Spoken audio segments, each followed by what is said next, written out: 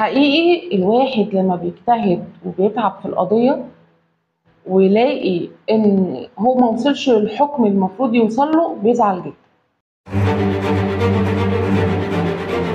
المحامي بيبقى فاتح مكتبه علشان يختار القضية ويختار موكله اللي يقف جنبه.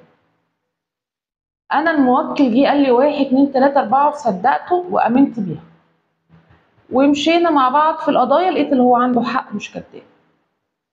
بنسعى وبنجتهد في القضية وبنبقى نفسنا ناخد حكم كويس، نفاجئ بان الحكم جالنا غير ما احنا متوقعين خالص، مع ان الاوراق كلها معانا. احنا مش جايين نفتري عليك، بس الدايرة دي بتدي نفقات كذا، الدايرة دي بتحكم كذا.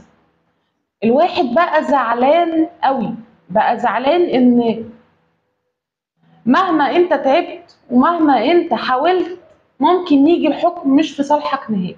طبعا احنا بنحاول محكمة اول درجة، كده بنطلع للاستئناف وبنحاول نثبت ادعائنا، بنحاول نثبت كلامنا بكافة طرق الاثبات.